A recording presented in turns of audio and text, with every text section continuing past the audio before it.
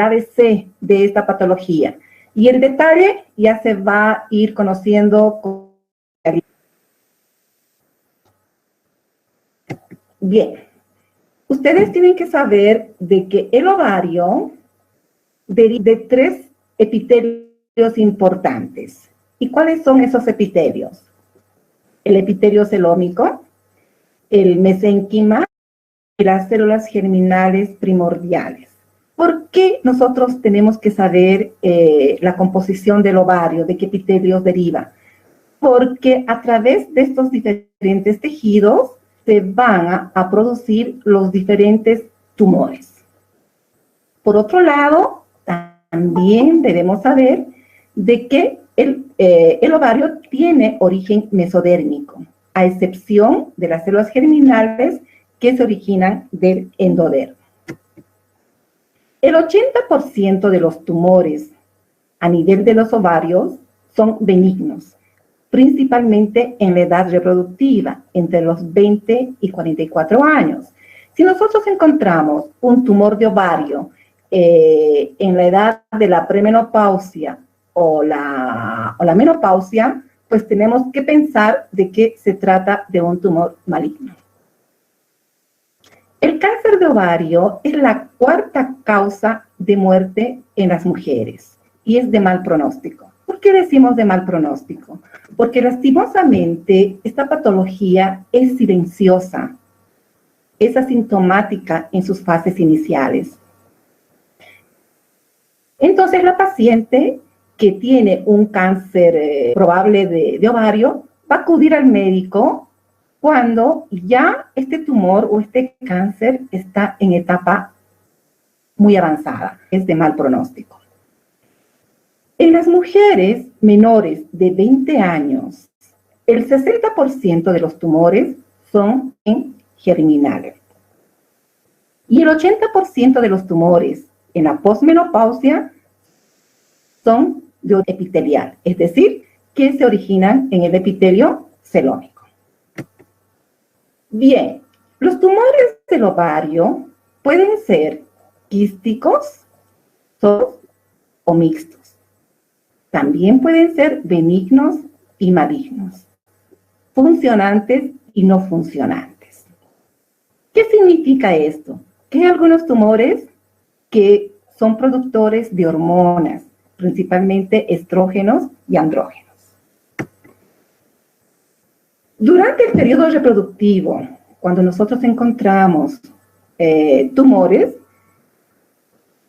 lo más frecuente es que se trate de un tumor benigno, entre los 20 y 48 años.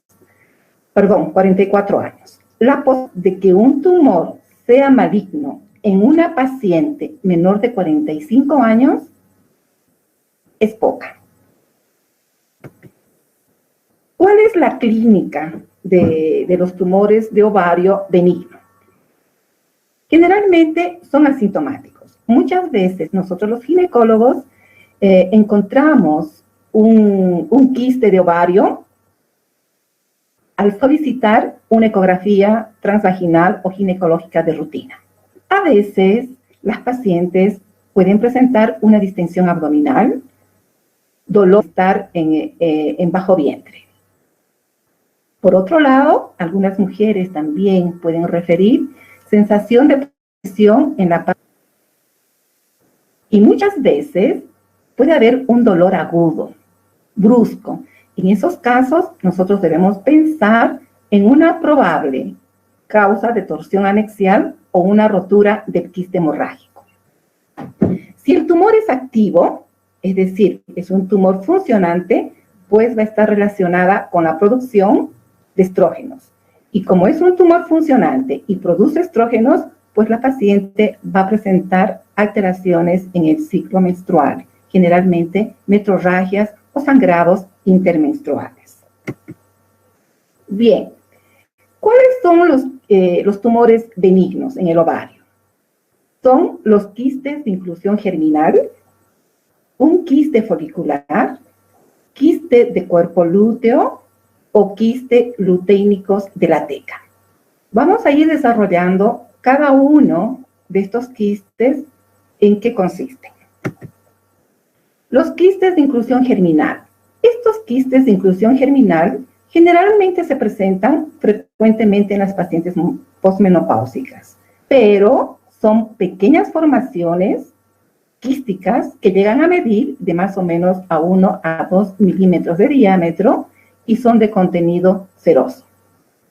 Estos quistes de inclusión germinal son asintomáticas.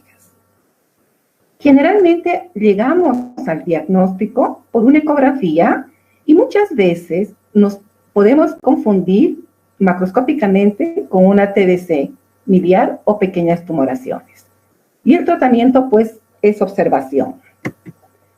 Los quistes foliculares. ¿Qué son los quistes foliculares? Son quistes funcionales, bastante frecuentes en la edad de la adolescencia, que llegan a medir menos de 5 o hasta 8 centímetros. Y estos quistes generalmente, cuando uno detecta ecográficamente, la conducta es observada y se van reabsorbiendo espontáneamente en 2 o 3 meses. Y si no ocurre la evolución espontánea, usar los anticonceptivos orales durante 2 o 3 meses. Los quistes del cuerpo lúteo. Estos quistes del cuerpo lúteo se caracterizan por una hemorragia excesiva en la ovulación y esto se produce probable en mayor producción luteinizante. Muchas veces este quiste del cuerpo lúteo puede llegar a romperse y como llega a romper va a producir hemoperitoneo y esto puede ser un abdomen agudo y llegar a confundirse con un hemorrágico. Y si es así, que tiene un abdomen agudo, pues el tratamiento es quirúrgico. Los quistes luteínicos de la teca. Estos quistes son menos frecuentes. Generalmente son bilaterales o se presentan los quistes porque va a haber mayor producción de la hormona gonadotrofina coriónica por el trofoblasto. Y esto generalmente ocurre en casos molares en un 25% o en un coriocarcinoma en un 15%. También podemos tener quistes luteínicos de la teca en las gestaciones múltiples, en aquellas mujeres que han usado el citrato de clomifeno o bien la hormona gonadotrofina coriónica para poder inducir la ovulación, o han usado los análogos del gen RH. Por lo tanto, estos quistes no requieren tratamiento. ¿Por qué? Porque son quistes que se presentan secundariamente a un embarazo molar y los quistes cuando se resuelve la causa primaria. Bien, ¿cuáles son los tumores que derivan del epitelio celónico? Los tumores benignos. Son los tumores quísticos y los tumores con hipercrescitoma. ¿Cuáles son esos tumores benignos? El cistoadenoma seroso, el mucinoso, el endometrioma, son chocolatados o las formas tumores con hipercrecimiento del estroma, pues en este grupo tenemos el tumor de Brenner. Y los tumores derivados de las células germinales, generalmente tenemos los quistes dermoides, los teratomas, que son benignos.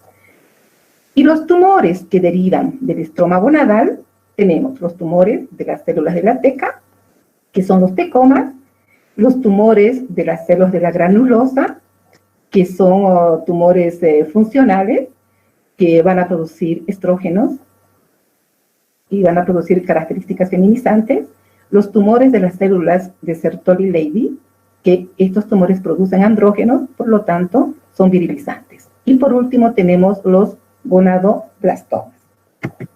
Bien, ¿cuáles son los factores de riesgo y los factores protectores en esta patología? Dentro de los factores de riesgo, vamos a mencionar aquellas mujeres que usan terapia de reemplazo hormonal, tienen mayor riesgo de poder desarrollar un cáncer de ovario. La edad. Si nosotros encontramos un tumor de ovario en las pacientes premenopáusicas o posmenopáusicas mayor de 5 centímetros, es sospecha de cáncer de ovario. Una menarquia temprana, una menarquia tardía, la nulliparidad, los antecedentes familiares, las disgenesias gonadal, BRCA1, BRCA2, la dieta alta en grasa y lactosa. Vean, todos estos factores de riesgo es importante conocer cuando uno realiza una anamnesis, una historia clínica, indagar sobre estos aspectos. Para nosotros es muy importante como médicos y poder identificar los factores y ver la probabilidad de que la paciente esté desarrollando un cáncer de ovario. ¿Y cuáles son los factores protectores? ¿Quiénes no pueden tener probablemente un cáncer de ovario? La multiparidad. Las mujeres usuarias de anticonceptivos orales, la lactancia materna, la menarquia tardía y la ligadura de trompas. Bien, aquí les traje un resumen sobre qué criterios usamos para indicar de que un tumor es maligno o un tumor es benigno. Los criterios del tumor. Si nosotros detectamos un tumor de ovario mayor de 10 centímetros en la premenopausia, es sospecha de malignidad. Y de 5 centímetros en la posmenopausia, también es sospecha de malignidad. Las estructuras sólidas intratumorales, la bilateralidad, formaciones papilares en el interior del quiste o del tumor, presencia de proyecciones papilares internas y externas. Cuando es un quiste sólido, cuando tiene una pared gruesa y tiene ascitis y las asas intestinales están adheridas a la tumoración. Todos estos criterios nosotros vamos a poder identificar mediante una ecografía. ¿Y cuáles son los criterios de benignidad? Cuando el tumor es unilateral, es decir, que solamente compromete uno de los ovarios. 2, cuando la consistencia es quística, cuando la cápsula es fina, cuando en las tumoraciones no existe proyecciones papilares internas ni externas, y cuando hay ausencia de ascitis.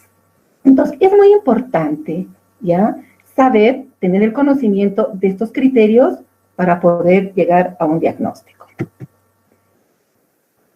Es la clínica. La clínica ya de un cáncer de ovario. Hemos dicho que es asintomática. Y algunas veces las pacientes pueden presentar dolor o metrorragias irregulares. Va a haber una sintomatología digestiva.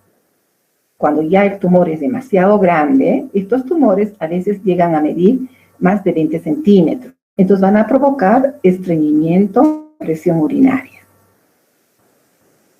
En las fases avanzadas, la paciente va a tener ascitis, anorexia, astenia, va a haber una distensión abdominal.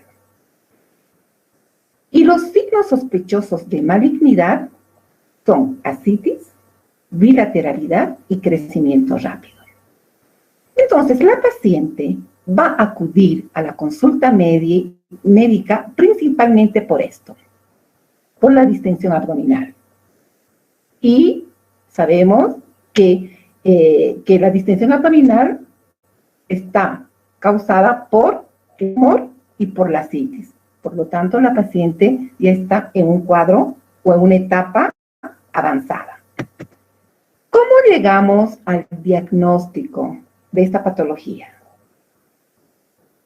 Lo primero y fundamental es una buena historia y un examen físico. En el examen físico vamos a encontrar un tumor y el tumor va a tener la característica de ser fijo y de consistencia dura. Y frente a esta situación, ¿qué exámenes complementarios vamos a solicitar para identificar el tumor, si es maligno o benigno? Vamos a pedir una ecografía abdominal y una ecografía transvaginal. ¿Qué datos vamos a observar en una ecografía? Vamos a ver, uno, la presencia de un tumor. El tamaño. Vamos a identificar si es unilateral o bilateral. Las características del tumor, si es quístico, si es sólido o mixto. Ascitis. Y luego vamos a pedir también una ecografía Doppler para ver la resistencia vascular. Todo esto pues nos va a ayudar a llegar a un diagnóstico y hacer un diagnóstico diferencial, ¿no? Para saber si es un tumor maligno o benigno. Acá les traje una imagen de un carcinoma de ovario. Vean ustedes, acá tiene una cápsula dura. Y aquí vemos las proyecciones intrapapilares, irregulares. Acá tenemos una ecografía Doppler. Aquí tenemos el CA de ovario, vean ustedes, irregular. Y acá está el Doppler donde hay mayor resistencia vascular. Y aparte de la ecografía abdominal y inguinal, se debe pedir también una resonancia magnética y un TAC. Esto se solicita para poder detectar metástasis y adenopatías e invasión a órganos vecinos. Por otro lado, también se debe pedir los marcadores tumorales. El CA-125, el CA 19.9, la alfa-fetoproteína y la gonadotrofina coriónica. Todos estos marcadores tumorales se debe pedir dependiendo de qué tumor se trata. Si es un tumor epitelial, si es un tumor mucinoso o es un tumor germinal. Bien, el diagnóstico de esta patología se realiza por la laparotomía exploradora y la biopsia. Son los dos medios que nos van a dar el diagnóstico de seguridad. Acá, por ejemplo, tenemos un quiste de ovario. Miren el tamaño de los quistes. Son grandes. Acá también tenemos un tumor de ovario. Es cáncer, vean ustedes, en el interior del tumor. Acá también hay otro tumor de ovario. Bien. ¿Cómo clasificamos? Bueno, aquí les traje otra diapositiva para hacer un resumen del origen de los tumores en el ovario. Hemos dicho que se originan del celómico, que son, acá se van a originar los tumores epiteliales, que son el seroso, mucinoso, endometrioide. Acá tenemos las luminales, el teratoma, el disqueminoma, y acá tenemos los tumores de los cordones sexuales. Entonces, ¿qué importancia tiene conocer los epitelios que conforman el ovario? Se usa mucho la terminología de tumores borderline. ¿A qué se refiere esto? Estos tumores de borderline son tumores que tienen un comportamiento intermedio entre benigno y maligno. Y estos tumores pueden ser serosos o mucinosos. Bien, los tumores epiteliales son aquellos tumores que derivan del epitelio celómico. El 75% de todos los tumores ováricos corresponden a estos tumores epiteliales. Y el 90% de estos tumores son malignos. Ya sabemos cuáles son los tumores epiteliales, son el seroso, mucinoso, endometrioide, las células claras, el tumor de Brenner y los tumores borderline. Los tumores serosos. ¿Qué son los tumores serosos? Estos tumores serosos también son tumores epiteliales. Generalmente estos tumores son bilaterales y son los que se malignizan 3 veces más que los mucinosos. Aquí tenemos un tumor seroso. Aquí un cistoadenoma bilateral. Ahora tenemos otro tumor epitelial, que son los tumores mucinosos. En la mayor parte de estos tumores son benignos y son unilaterales y son de gran tamaño. Y a veces estos tumores, por ser de gran tamaño, en el momento de la cirugía pueden romperse. y al romperse puede originar implantes peritoneales. A esto nosotros llamamos pseudomixoma peritoneal. Acá tenemos un tumor mucinoso. Los tumores endometrioides, generalmente estos tumores, la mayoría son malignos.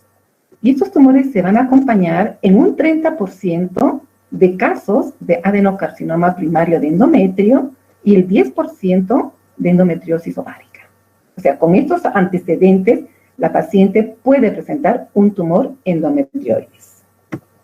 Acá tenemos un cistoadenocarcinoma endometrioide. Vean ustedes las características. Bastante, una cápsula irregular, con tumoraciones interiormente en el tumor. Aquí igual un cistoadenoma endometrioide. Los tumores de las células claras también es un tumor epitelial. Son tumores malignos, frecuentes en caso de endometriosis. Y este tipo de tumores no se puede usar ningún tipo de tratamiento porque son tumores funcionales, porque producen estrógeno. Y suelen ser muy agresivos estos tumores, cursan con hiperpirexia e hipercalcemia.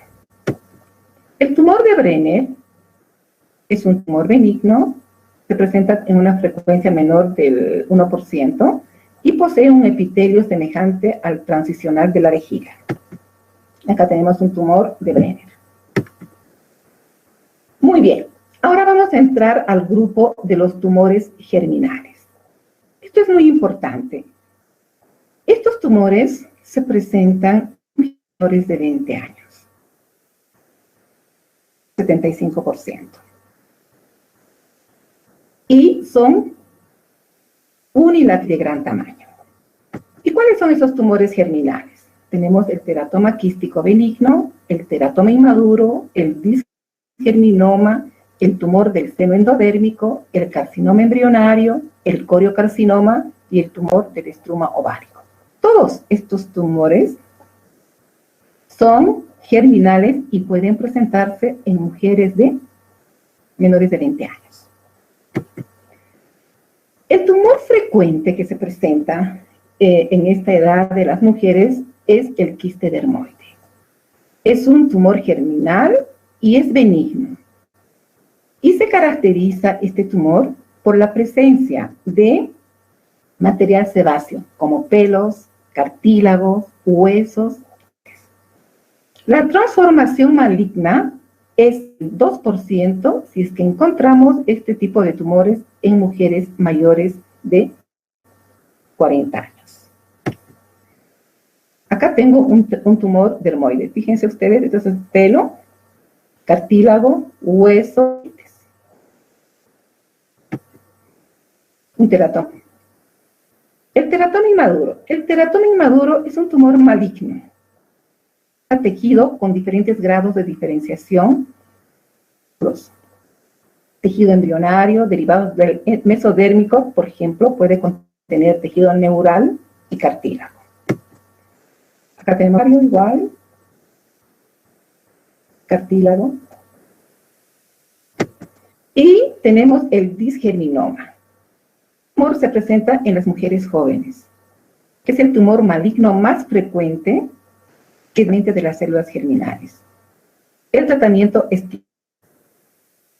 y si recidiva, el tratamiento es con radioterapia. Es un disgerminoma. El tumor del seno endodérmico es altamente maligno y producen alfa-fetoproteínas. Micromente en este tumor vamos a observar estructuras glomerulares patognomónicos, que son los cuerpos de Schiller-Dubal. Este es ese tumor del seno endodérmico. El carcinoma embrionario son muy raros, producen alfa-fetoproteínas. El coriocarcinoma es poco frecuente, produce la hormona gonadotropina coriónica que va a estimular el estroma ovárico, produciendo metrorragias y pubertad precoz. Y el tumor del estruma ovárico, pues se caracteriza por producir hormonas tiroideas, T3 y T4, ¿no? Y es un tumor funcionante. va a producir un hipertiroidismo. Y la transformación maligna es menos del 5% y el tratamiento es quirúrgico. Muy bien, ahora vamos a hablar aquellos tumores que se van a originar de los cordones sexuales del estroma. ¿Cuáles son esos tumores? Generalmente estos tumores son tumores funcionantes porque van a producir hormonas, estrógenos, andrógenos, pues constituye el 5% de todos los tumores ováricos. ¿Y cuáles son esos tumores? Son los tumores de la granulosa, tumores de la teca, el fibroma, el androblastoma y el ginandroblastoma.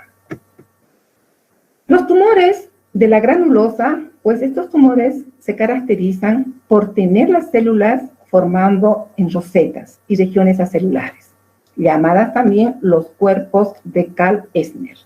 Estos son productores de estrógeno, por lo tanto pueden provocar una pubertad precoz, una hiperplasia endometrial y alteraciones de amenorrea y metrorragia por la producción de estrógenos. Acá tenemos el tumor de la granulosa. Los tumores de la teca son tumores generalmente benignos y son productores de estrógenos y andrógenos. Tenemos el fibroma, es benigno, derivado del mesénquima, y que está asociada a la citis en un 40% de los casos y 1% forma parte del síndrome de Méis.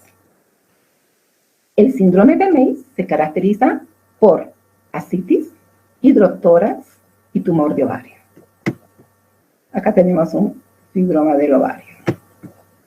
El androblastoma y los ginandroblastomas también son tumores productores, ¿no? Por ejemplo, el androblastoma deriva del estroma ovárico con diferenciación a tejido gonadal masculino. Y son los que producen andrógenos. Y van a producir viralización, hipertrofia del clítoris y pueden derivar también de las células de Sertoli-Leydig o ser mixtos. Los tumores metastásicos. Estos tumores metastásicos tenemos el tumor de Krukenberg. Es un tumor metastásico ovárico bilateral con células en anillos de sello. Puede ser de origen mamario y suponen el 10% de los tumores ováricos. Es decir, que el 6% de los tumores metastásicos puede ser a causa de un cáncer de mama, de un cáncer de endometrio o linfomas. Acá tenemos un tumor de Krukenberg. Bien, ahora vamos a hablar un poco del estadiaje del cáncer. El estadiaje se realiza en 4 estadios. El estadio 1, 2, 3 y 4. El estadio 1 es cuando en el ovario va a extenderse a la pelvis. Es decir, que va a comprometer útero. Y el estadio 3 es el tumor que va a afectar ya a órganos intraperitoneales, extrapélvicos. Va a afectar ganglios linfáticos, renales y puede haber metástasis a superficie del hígado. Las pacientes acuden a la consulta en este estadio, porque en este estadio 1 y 2 son asintomáticas. No presentan distensión abdominal, no presentan anemia ni ascitis. Pero sí, en este estadio ya la paciente se hace sintomática. Y el estadio, pues ya cuando hay una afección y una metástasis a órganos distantes. Bien, la propagación del cáncer de ovario se realiza por implantación directa, por vía linfática y hemática frecuente. La conducta en un tumor de ovario. La conducta en un tumor o en un cáncer de ovario es la cirugía. ¿Y cuál es el objetivo de la cirugía? A través de la cirugía, nosotros vamos a certificar el diagnóstico. Vamos a realizar la etapación y vamos a realizar la extirpación del tumor primario. Y vamos a hacer lo que se llama la citorreducción en etapas. Entonces, esto es el objetivo de la laparotomía exploradora. La laparoscopía. La laparoscopía no tiene utilidad como terapia en el cáncer de avanzado, pero sí nos da una gran ayuda en el diagnóstico, principalmente en los tumores benignos. ¿A qué se llama cirugía citorreducción? Cirugía citorreducción es la cirugía para remover el tumor primario y así como las metástasis asociadas. Y esto va a depender mucho del estado general de la paciente y se debe realizar la resección de la mayor cantidad posible del tumor. Entonces, la cirugía de citorreducción consiste en sacar el tumor primario, en este caso puede ser el tumor a nivel del ovario, y se va a acompañar de una histerectomía total, sacar ambos ovarios, ambos anexos, una omentectomía infracólica, se va a realizar una resección de cualquier metástasis que exista, una resección y metástasis a nivel intestinal, se va a realizar una linfadenectomía pélvica paraórtica, se tomará biopsias de todas las zonas sospechosas a nivel del fondo de saco, de Douglas, espacio parietocólicos, fosas ováricas, cúpula diafragmática, y al finalizar la cirugía debe quedar menos de 1 centímetro el tumor residual. Entonces, a eso se llama la cirugía citorreducción. Entonces, cuando nosotros tenemos tumores confinados solamente en el ovario, sin compromiso a otros órganos vecinos, ¿qué debemos hacer? Exploración sistémica de todas las superficies intraabdominales y viscerales. De cualquier área sospechosa o adherencia se debe tomar biopsia. Hay que biopsiar la superficie del diafragma y revisión del aumento mayor y ganglios retroperitoneales. Todo esto se debe hacer en un estadio 1, por ejemplo, ¿no? Revisar prácticamente toda la cavidad abdominal. Entonces, los hallazgos de la laparotomía de estadiaje clasifica a las pacientes en uno de estos dos grupos. Hemos dicho, pacientes que van a ir a una cirugía con citorreducción óptima, que es lo que hemos mencionado, que debemos hacer toda una cirugía amplia, o pacientes que van a la cirugía sin citorreducción óptima. ¿Qué pacientes van a esta cirugía? Esta cirugía sin citorreducción óptima consiste en solo tomar biopsias para confirmar el diagnóstico anatomopatológico y valorar la extensión. No se puede hacer todas las técnicas que hemos mencionado. Simplemente tomar biopsias de todas las estructuras y cerrar la pared abdominal. Estas pacientes son candidatas a terapia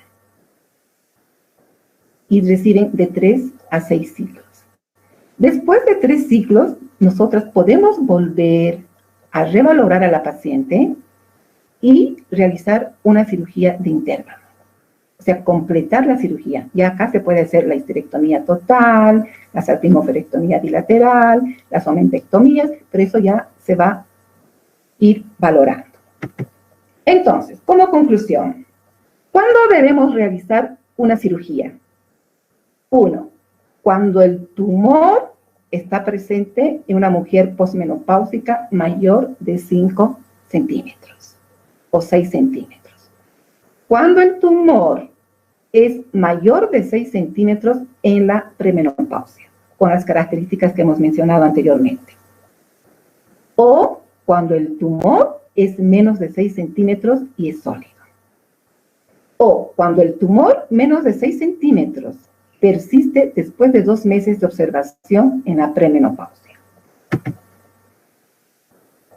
El conocimiento de los antecedentes genéticos es muy importante.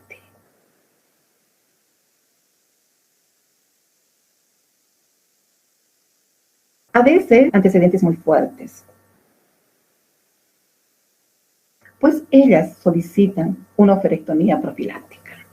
Si ellos solicitan y se les explica todo lo que puede suceder, pues se debe hacer una oferectomía profiláctica tomando en cuenta los antecedentes genéticos. Debemos saber que la estadificación de los tumores de ovario, del cáncer de ovario Y la detumoración, es decir, sacar el útero, todo esto se hace por medio de la cirugía. La citorreducción óptima aumenta el índice de curación del 25 al 33%. Entonces, como verán ustedes, queridos estudiantes,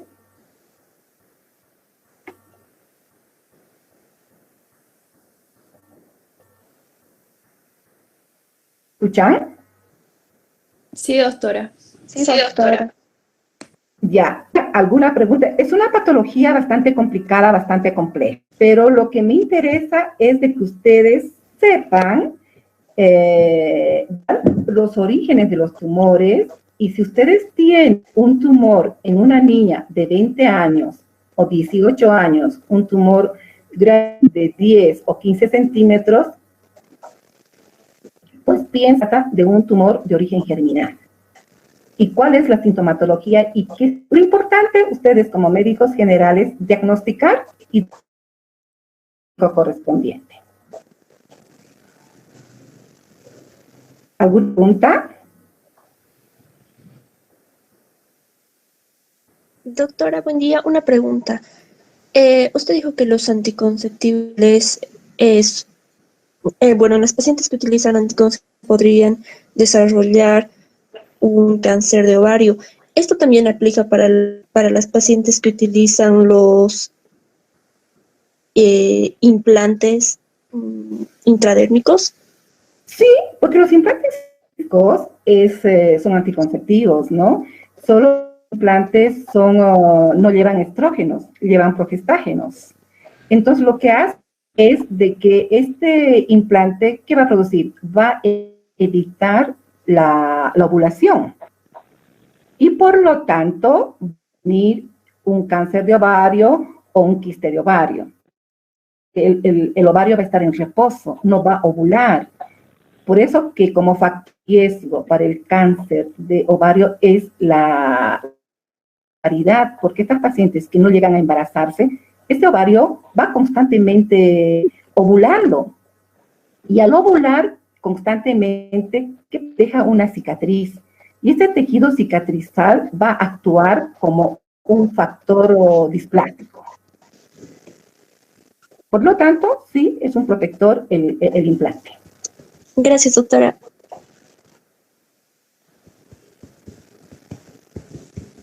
¿Alguna otra pregunta? Es un tema árido, es un tema difícil. Tema hay que aprender el ABC.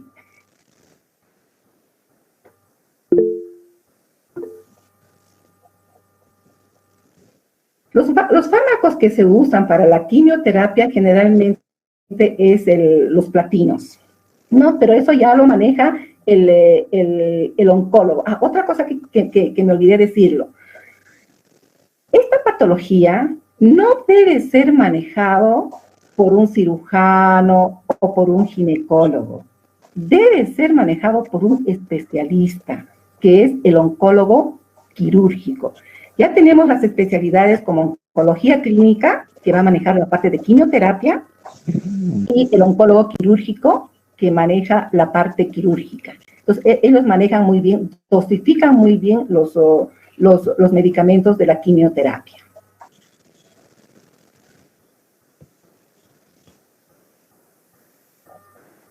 Doctora, hay una consultita. Hay una técnica que creo que se utiliza mucho en cirugía, que es la morcelación. ¿En estos pacientes igual estaría indicada esta técnica? No. Lo ideal es tratar de sacar en bloque todo el tumor, porque si nosotros despedazamos el tumor, estamos corriendo el riesgo de poder implantar las células en la cavidad del abdomen.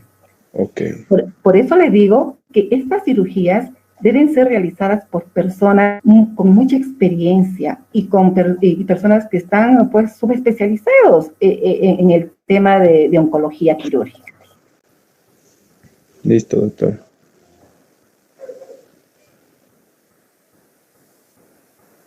¿Alguna otra pregunta? ¿Pero la biopsia se podría realizar por la laparoscopía o sí tiene que ser sí o sí por la aparatomía? por la laparotomía, porque la laparotomía, para sacar la biopsia en un CA de ovario, uno tiene que hacer la laparotomía porque tiene que revisar toda la cavidad abdominal. En cambio, por la laparoscopía, pues, inclusive si hay adherencias a nivel de pared, te va a dificultar el ingreso de los trócares de la laparoscopía. Entonces, esto es sí o sí por la laparotomía. Se tiene que hacer una revisión sistemática de toda la cavidad del abdomen, revisar absolutamente todo, epiploides, diafragma, hígado, los ganglios paraórticos, pélvicos. No, es una cirugía grande y dura más o menos como 5 o 6 horas. Oh, ya. Ya. Gracias, doctora. Y el diagnóstico del cáncer de ovario por biopsia, por anatomopatología. Doctora, de un tumor borderline, ¿se debe reevaluar o la conducta es una cistorreducción o primero tenemos que hacer biopsia? Borderline es un tumor, por ejemplo, puede ser un tumor, digamos, en el ovario derecho, un tumor que mide 15 centímetros. Entonces yo ingreso a cavidad y solamente veo el tumor, ¿ya? Y no veo, y reviso la cavidad y no encuentro ninguna otra patología, o sea, tengo la cavidad abdominal limpia. Entonces yo saco todo el tumor del ovario, todo el tumor, sin hacer histerectomía total, nada, solo simplemente el tumor. Saco todo el tumor y esto mando a patología. El que me va a dar tumor borderline es la patología, no la clínica. Saco ese tumor y mando a patología y me dice borderline. Entonces esa paciente solamente saco el tumor y no tengo nada más que hacer. Y explicarle a la paciente, ¿no? Los controles que debe hacerse cada 2 o 3 meses, pedir los marcadores tumorales, las ecografías, y no hago ni quimioterapia, nada. Simplemente es como en el cáncer de ovario, ¿no? Las displasias, o digo en el cáncer de cuello uterino, las displasias. El SIL de bajo grado, de alto grado, localizado a ese nivel. Gracias, doctora.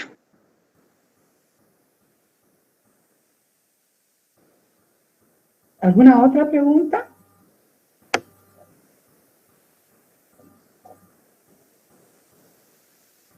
Muy bien, chicos. Espero que la clase les haya sido útil. Y bueno, estamos aquí aprendiendo la tecnología. Esperemos aprender juntos ustedes y nosotros y mejorar pues nuestros temas actuales. Muy bien. Que tengan un buen día y gracias. Gracias a usted, doctora. Gracias, doctora. Gracias, Ok, gracias hasta luego. doctora. Hasta luego.